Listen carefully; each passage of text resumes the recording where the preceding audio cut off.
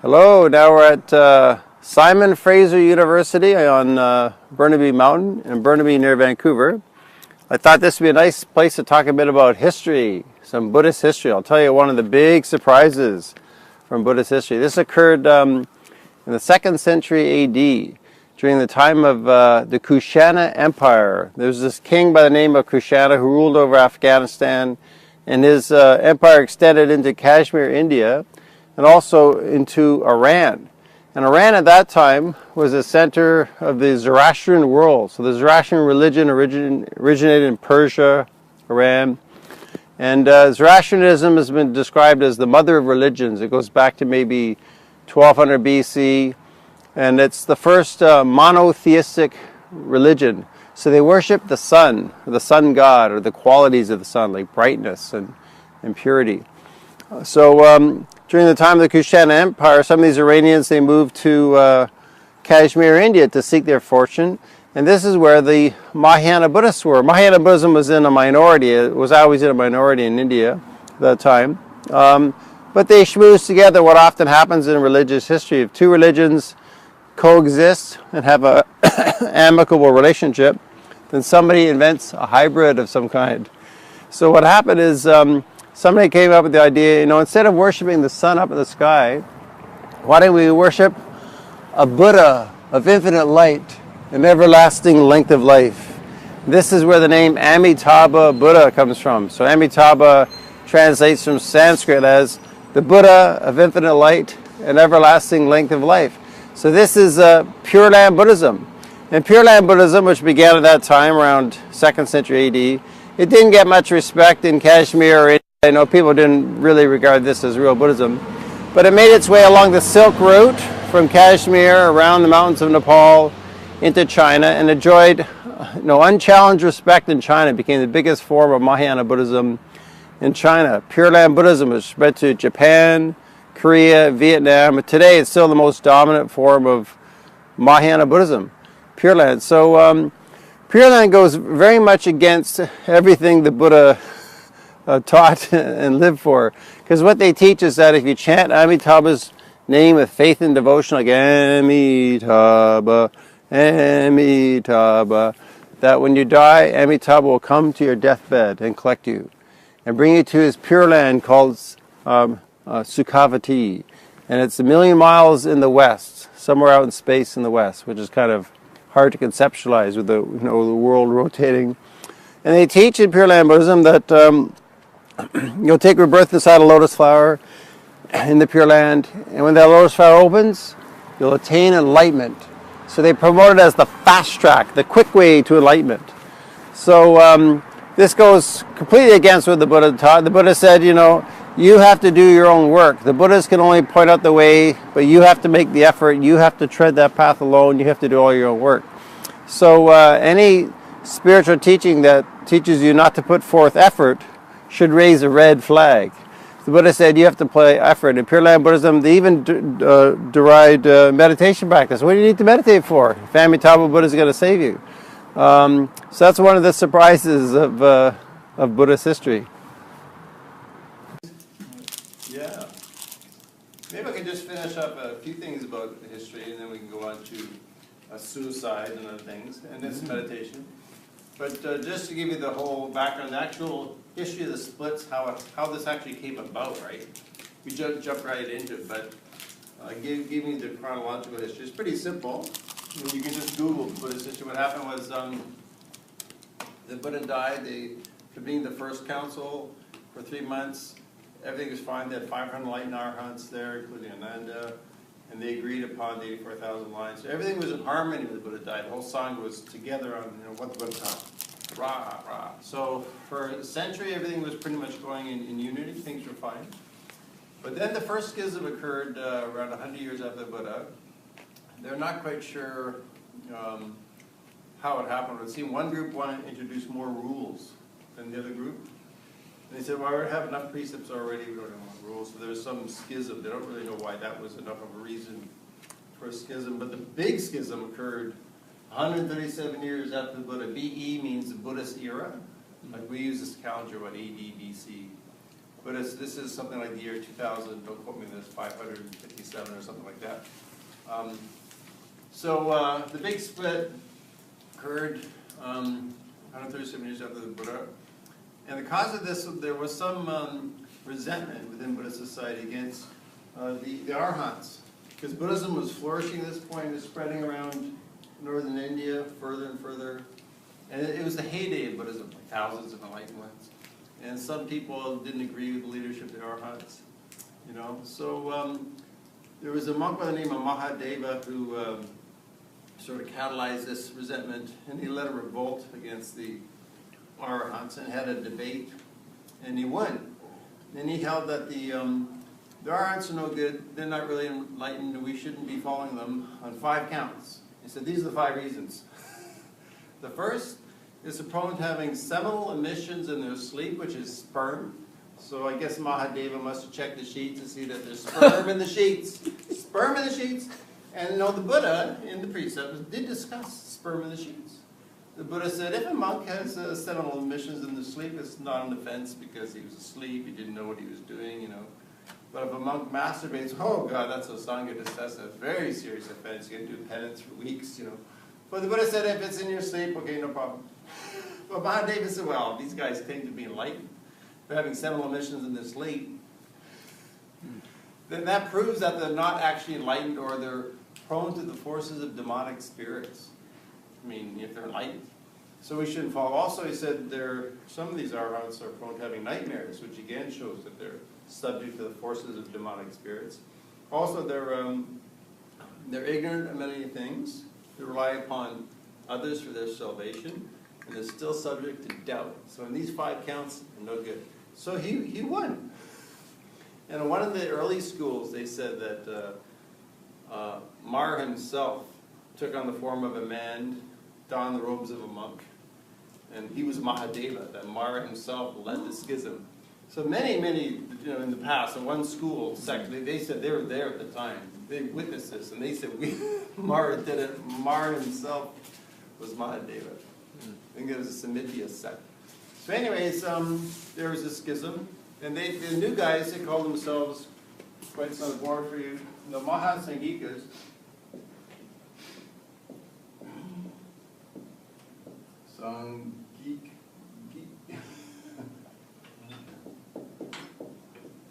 Talk right at the same time. So again, Sangikas means the song of the community. Maha means higher. So they call themselves a great community. So they split off. And they still had the same teachings of the Buddha. There wasn't really a dispute over the Pali Sutras. They agreed on that. But one important problem difference was that the Theravadins the Theravas held that the Pali Sutras are the ultimate authority in the religion. Whereas the Mahasangikas didn't agree to that. They said, well, maybe the Buddha's inspiration can come to us in other ways. Maybe there could be like a second coming. Or maybe the Devas will channel something down. Who knows? So the Mahasangikas left the door open, which led to big problems later. So then over the next 2 to 3 centuries, there was 7 different schools of the Mahasangikas. So they would split up over minor pieces of doctrine. And the Theravas also split up into 11 schools. So Theravada, we're just one of 11 schools. And now today, all these schools, early schools, are extinct except for the Theravadins. And why did we survive? It's because we're the best Karma. It's because we're the wisest, the bravest. How is it that we survived and they all died? It's, why are we so great? That's the question. Well, the reason for this is because... geography. Because of geography. Because Sri Lanka is an island, you see. So because of King Ashoka, this great king who converted the Theravada school about 250 years after the Buddha, he sent his son and daughter to Sri Lanka, monk and nun, and they brought the Theravada school to Sri Lanka. So we got out of India, and the reason why everybody got wiped out is there was a Muslim invasion from Turkey from about 1001 AD to 1197 AD. So the Muslims came in smashing, and they totally wiped out Buddhism completely in the subcontinent of India. But the Muslims didn't get on a boat and go to Sri Lanka, so we survived. And by that time, we were also in Burma and Thailand. So the other 17 schools were wiped out. So we don't claim to be any better, particularly. But they're all very quite similar, the other 10 schools. Samitya Sect was one, the Savastivardhans. Won't give you the whole list. So anyways, so these schools carried on for about 2 or 3 more centuries. Then the big change after that occurred around 50 BC. Within some of the Mahasangika schools, there was a new development called the Mahayana. So that's how the Mahayana came into being. That was a prehistory of the Mahayana. And then we talked about the rise of Pure Land Buddhism around 2nd century AD, and then the rise of Vajrayana. Yeah. So, and I talked a bit about the differences in views. So the Mahayana has an emphasis on the Bodhisattva vow. The Vajrayana, they have an emphasis on initiation by a guru. To be entered into the Vajrayana teachings, the guru has to select you. You have to have a relationship, devotion to the guru, and they give you the secret mantras and chants. So in Vajrayana, there's secret practices, secret techniques. Actually, they call it the whispered lineage. They say the Buddha passed the whispered lineage down to his chief disciples. It was whispered all the way down present day. However, in the Theravada teachings, there's no whispered lineage. In the Theravada teachings, Buddha stated quite clearly, he said, there's nothing in the clenched fist of the teacher. So he said, all the teachings are there. He said, I give my teachings to everyone. I don't even have a secret teaching for the monks versus the lay people. Everyone can have the teachings of monks and lay people. There's no secrets in my doctrine, the Buddha said. He clearly expatiated that, to prevent these kind of things happening in the future.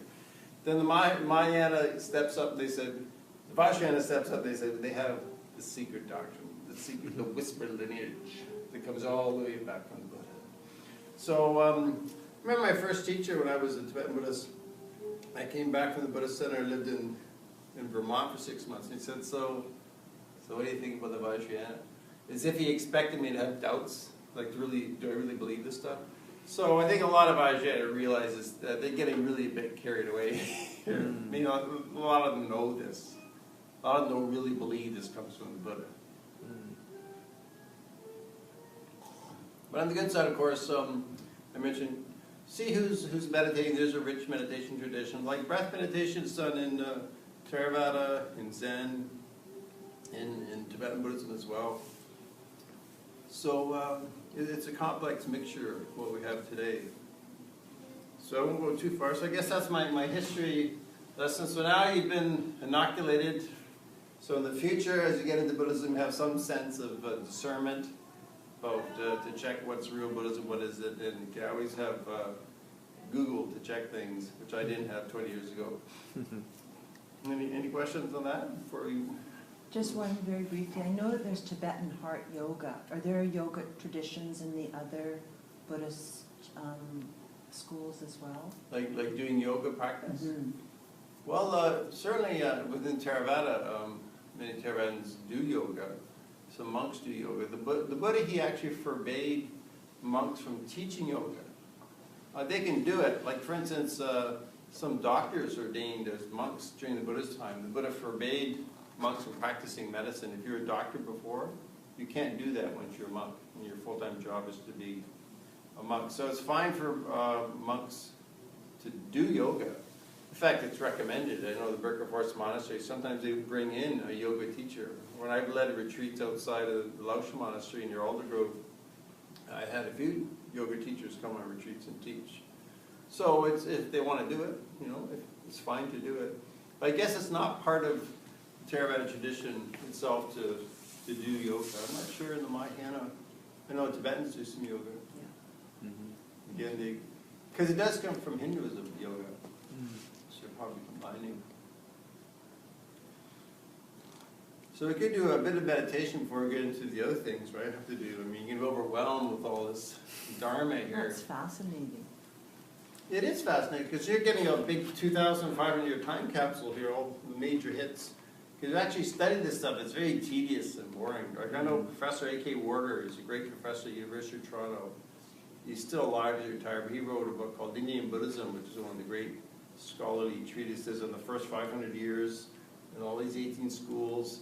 So the point is, we do know what happened. It's not a mystery. They recorded every century of history. We know what happened. who did it, why they did it, what the motives were, what the group was. So people might say, well, who knows, it's just such a big mystery of the past. There's another one by, I think, Edward Conze, is it? Edward Yeah, Conze. that's another really good book that he wrote on the history of Yeah, I Buddhism. quote him in my book. Yeah, I quote Conze a lot. Ajahn Sona said perhaps the best historian today, Buddhist historian, is Richard Gombrich. He's got some really good books. So, yeah, if you want to know, I mean, there's lots of detail. Probably you don't want to know, but we know. We know what happened. So the good news is Buddhism is still alive today. But I should, of course, I could go on for hours about this. I won't. But in my book, I published reprinted the chilling prophecy of the Buddha himself. You can read it. It's about a paragraph long. It's called, one of the suttas the Buddha gave is called The Rise of the Counterfeit Dhamma.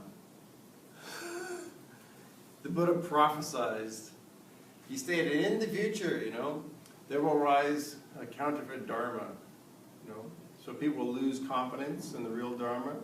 When there's a rise of a counterfeit Dharma, they can't distinguish it. It's like when you're at war with another country and you introduce false currency, counterfeit currency into the country to blow their economy. The Buddha said, this is just what's going to happen in the future. He said, Buddhism will not be destroyed through aggression or oppression. Like wars and violence will not destroy Buddhism. But he said, Buddhism will be destroyed. It will be destroyed. With the rise of a counterfeit Dhamma. So in 50 BC, when the rise of Mahayana, many Theravadas at that time said, wow, it's just like the boss prophesied. Holy smokes. He was so right on, man. Some of the commentaries even said it was like 500 years after that time. So many Theravadins feel that the rise of Mahayana was the beginning of the end, and that we're on our way down. But the good news is, the Buddha said, after Buddhism is completely extinguished from this world, there will rise another Buddha. Just as he arose, so there'll be another Buddha in the future, reawaken the Eightfold Path. And it'll start again. So this is like how it goes, like a baton being passed. But a myth of end times, definitely. Well, just that it's more of a decline, it dies off. Buddhism dies off. Cyclical, right? Yeah, it's cyclical, and then it comes again. There'll be a new Buddha in the future. That's the way it's always been. As he said, he was the fourth Buddha in this particular age. He said this happened before. So that's just the way it goes. So many Theravadins traditionally would regard Mahayana as part of the problem, not part of the solution. It's not a very ecumenical thing to say. Yeah, but Theravadins regard, in this continent, generally in the West, Mahayana is dominant. The most popular form, of course, is Tibetan Buddhism. And then there's Zen, and Theravadins were not that big. Well, most converts, they say, are either, Tibetan, Vajrayana, or like Chan, and then I forgot what was the third one. Yeah. Yeah. But I think they did like a study said most of the people who usually convert to like Buddhism in North America. Well, Theravada Vipassana is doing pretty good. Yeah. Vipassana is doing pretty good. But Theravadins are pretty relaxed about this. Well, that's how it goes. It's been 2,500 years. Aren't we lucky even just to have found it in this century? We're so fortunate just to even encounter Buddhist teachings, with all these counterfeit teachings around. So Theravadins are pretty relaxed about it, but that is actually how they view the Mahayana. Not many people are as outspoken about it as I am. So I'm with a few people. This could be the last time in the entire life I go to lecture, so I'm just telling you the straight history. The people who know don't want to talk about it, and most people don't know. But I did it for you. Okay, enough of my melodramatic histrionics here. Histrionics, I like the word history. Get histrionics? That's funny. See, the histrionics means like overacting. You to reach enlightenment or something like that. That's a good way of putting it. That's how I've always looked at, and kind of like further to what you said, because I grew up in a very traditional Chinese family, they weren't Buddhist, but my exposure to Buddhism was that, like you chant and you pray to go to the Pure Land, and you have all these celestial Buddhas coming out to help you. So like when I looked at that, I was this is Christianity. This is it's kind of hokey, right? It's kind of it's a bit like just my perspective. I was this is very hokey, I should this isn't for me, but and then I found out that there's like a different school called like Theravada, and that's what was more appealing for me. This is personally, and I read more. I was this makes much more sense. Is that why you're taking this class? Yeah, just to learn more about it. Yeah. So. Just my personal take. That's a good point, though. You said like it's more within Theravada, it's more internal your realization, whereas the Pure Land, like you're getting saved by somebody. Yeah. Although I have to give some credit to the if you look at who's actually meditating, who's practicing meditation, getting these deeper insights.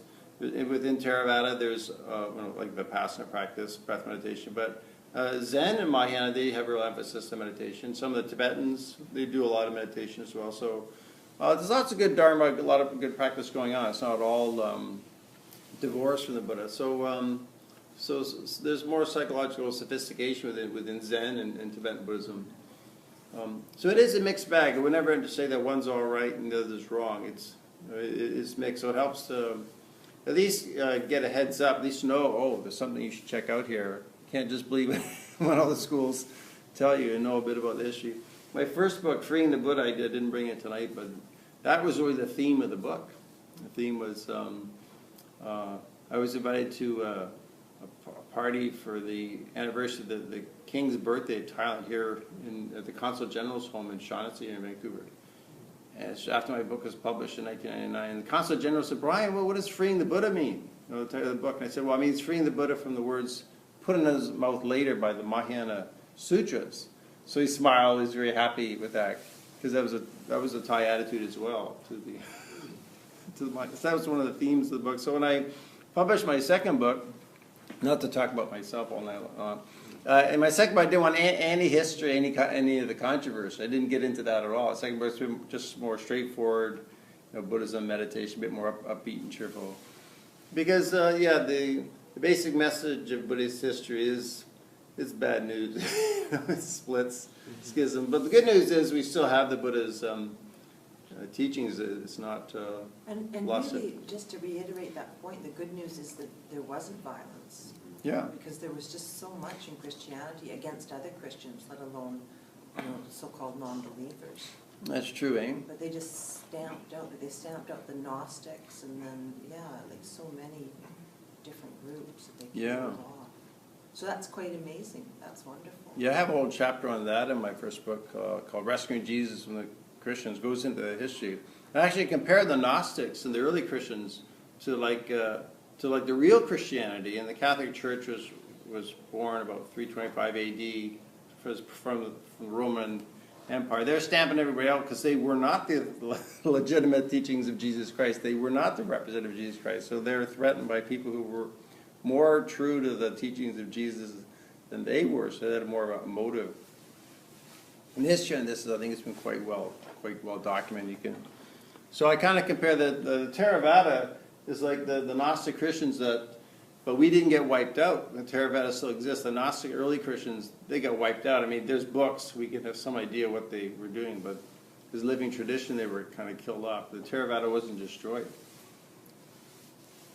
Yeah, so a bit about what did they believe? What's the differences? Well, with the Theravadins have what's called the Arahant ideal, which means you follow the Eightfold Path and you get enlightened and you become an Arahant. So that's the term for fully enlightened person. Like a bodhisattva?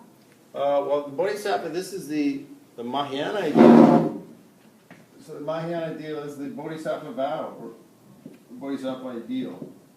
Bodhi, talk and spell at the same time. The bodhisattva vow or the bodhisattva ideal. All those words. So what this means is, well, here you just, you follow the Eightfold Path, you get enlightened. But in the Mahayana, the bodhisattva vow is the highest value in Mahayana Buddhism is compassion. So the bodhisattva vow, you take a vow to bring others to enlightenment. So you forego your own enlightenment for the sake of others. So they use a simile of a ferry boat. You're going to ferry beings across the shore to the other shore. So it's a very altruistic idea. But how does that work if you don't help yourself to be enlightened? How can you help somebody else be enlightened when you don't understand it fully yourself? Good point. I think that's what the Theravadins would say. Like the Buddha, he sort of addressed these concepts. The Buddha said, particularly for monastics, their first task or their first job is to work on their own enlightenment. And helping others has to be a lower priority.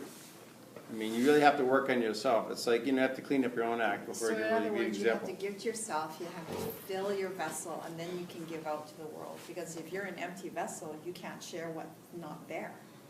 Well, look at Al. He gave me this apple cider. He filled my vessel. See, that was very generous. Good job. It's part of his. Ulterior motive. Oh, yeah, that's right. You want So, an A, don't you? of course, the Mahayanas might have some way around that of answering that objection, but yeah, from a Theravada view, the Buddha emphasized, even the Dhammapada, the Buddha said, you must do your own work. Don't forsake your own work for others, no matter how great their need. You got to work on yourself. It's not like you're being selfish. You have to be selfless to yourself to be able to give to others. That's right, May. Don't feel guilty. You're doing the right thing. But that's true. It's a balance, really. Yeah. So if you compare it to, say, the Christian missionary approach, you're just going to go into the Congo and you're going to lay a trip on other people. This is good news. It's like laying a trip on others. This is for your own good. Now, eat it. Share it out. So the Theravada will say, yeah, you got to work on yourself first, and then basically we all learn from the school of example and not at any other. So as you grow and develop yourself, then you set an example for others, and then they're going to learn from you. Yeah. So the Bodhisattva vow, the Buddha didn't advocate it. No, it's a very strong teaching within Mahayana Buddhism. I took the vow myself in 1991 in Colorado with Khenpo Tsochim Gyatso Rinpoche, this well-known Tibetan Lama. I was there for a few weeks. And he gave me my Bodhisattva name and calligraphy, and it was a big ceremony. We all got our Bodhisattva name. And Ajahn Sona, my teacher at the Berkshire St. Monastery, he said to me, Brian, in your public classes that you teach, you should ask people if they've ever taken the Bodhisattva vow, because some people who took it didn't even really know what they were doing. But he said, you should invite them to renounce the vow. Whoa. So if any of you have taken the vow in the past, I encourage you just to renounce the vow. That's a little strong. Well, the reason for this is the vow is about your future lifetimes. You're vowing that when you die, you'll keep coming back, and you'll keep helping others until all beings have been brought to enlightenment. So you won't stop, right? Until all beings have been brought to enlightenment. That's a big job, right? Can you imagine bringing even one person to enlightenment? So with the vow, you're committing yourself for perpetual rebirth within samsara. So your suffering is going to continue ad on infinitum, just on and on and on. So the Theravada view is, why suffer for so long? If you really work on your own enlightenment, and you actually attain enlightenment, if you become an arhat, then what's going to happen is in that last lifetime, you can do a lot more good for people in that lifetime as a teacher. You can help others, rather than being an unenlightened person. So it's not necessary to take the Bodhisattva vow. So people don't fully understand what that vow is when they take it? Oh, no. In fact, there's kind of a twist or a dark side to the vow. There's 46 parts to the vow, 46 aspects of the vow. And they're designed to undermine the 5 precepts. For example, one of the aspects of the vow, most people don't know this, Theravadins or Mahayanas. So then you can lie if it's for a good purpose. You can lie. Because those are the precepts. Right? Never lie, never kill. But you can kill if it's for a good cause or something. Exactly. And they even say one of the aspects. They say you must commit immoral acts out of compassion, like Robin Hood. You should steal from the rich and give to the poor. Maybe take a bit for yourself. But yeah, you must commit moral acts out of compassion. So they cleverly twist. In fact, many the Theravadins would say that the Bodhisattva vow was created by Mara himself. Mara in Buddhist cosmology is like Satan, the devil. He's a deva, and his job is to prevent people from getting enlightened. He's very clever, and he tempts them with money, sex, power, fame, whatever. Yeah, I actually lost a few friendships quoting many Theravadins have actually stated, this is in my first book, that Mara made Mahayana. Oh. The triple M, Mara. And I asked Ajahn Sun about this, and he said, well, many monks believe that. So really get into if you're a devoted Buddhist, really believe in cosmology, karma, rebirth, the big picture. You do believe that the Mara is at work in the world. Look at the way Mara manifests in our world is perhaps Dick Cheney. Dick Cheney. I was going to say that. Yeah, Dick Cheney, you know. Very good. I was at the Very protest apt. there. Oh, good down for at you. Dick Cheney about a month and a half ago when he came into town. A friend of mine, Daring, was one that got arrested. Oh, wow. But yeah, or also these, say, advertising executives for corporations. They tempt you to buy this product, you'll look sexy by this or that. You know, they're trying to draw you in, suck you in. I think they're better than Dick Cheney, though. Yeah. Those guys are a lot better than Dick Cheney. Yeah, so the Bodhisattva vow, it sounds nice, it sounds altruistic, a lot of compassion and stuff, but why didn't the Buddha teach that if it was so good?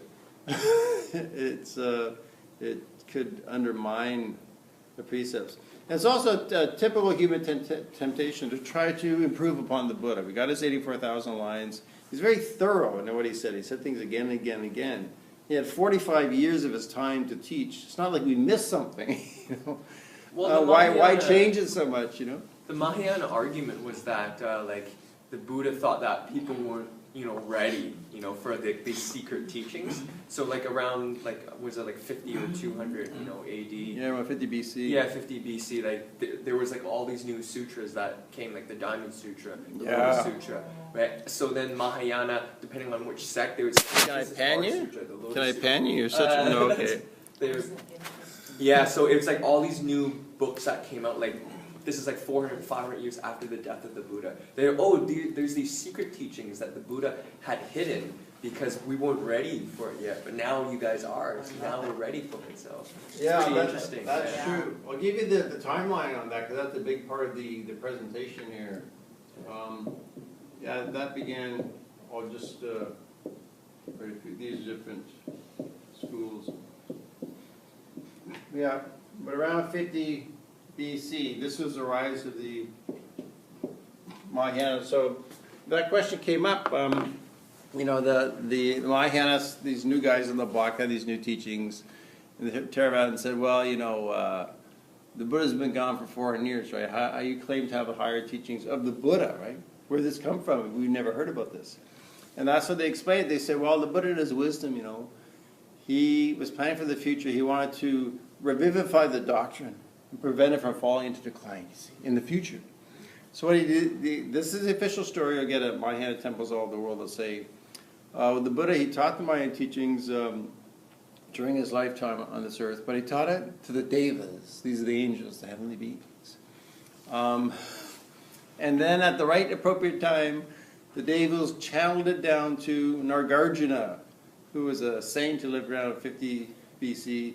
And these teachings remain known to Nagarjuna, so he prevented the doctrine from slipping into decline with the higher teachings. Now, from a Theravadan view, the Buddha, he actually did teach the devas. This is true. And the devas is possible. There's actually examples Theravada teaches. The devas could channel it to monks or talk to monks. This is what the Buddha said up in heaven. But the problem that Theravadans with the Mahayana sutras, these new teachings, is that the Buddha said that in the future, if people profess to teach my doctrine, you shouldn't immediately reject it or accept it, but you should carefully compare it to the suttas and the Vinaya, see if it's in harmony, consistent with that, then you can accept it. If it contradicts the suttas and Vinaya, then you should reject it. So the problem with the channeled teachings of the Mahayana sutras is they seriously contradict the Buddha, so the Theravadans reject them. So what a story. This is the official story. And it's similar to, the Mormon church. Joe Smith, I think, came from New York or New Jersey around the 1880s, and he claims that 7 angels of the Lord, they came to me. They gave me the Mormon teachings. No, I'm the one. They came to me. So you got to take Joe Smith's word for it that Mormon teachings that can come from Jesus. Yeah, so according to Mahayana, you have to take somebody's word for that. These are the Buddha's teachings channeled down from the devas. It goes even further. They call when they started writing them down, began in 50 BC. They call them Mahayana sutras, and the reason for that is just the spelling of the word. It's from Sanskrit. So the Sanskrit word, like karma, and Theravada say kama. So in the Mahayana they say sutra, and the Pali say sutta. So for you, this is an easy way to tell when you're reading a book, right? refers to the suttas or the sutras. They're talking about the sutras with a T and an R. But right away, oh, that means the Mahayana sutras. These are the Mahayana sutras, not the real ones. So anyway, so they started writing the sutras, Mahayana sutras, 50 BC. But they kept coming up with new ones until about 800 AD, for like 850 years. They're coming up with more and more of these Mahayana sutras, well over 10,000 pages. So there's more Mahayana sutras than there are of the real Pali sutras. So after about 800 AD, they said, okay, we have enough, we're going to stop at this point. So there's a huge body of teachings, Mahayana sutras, all kinds of stuff.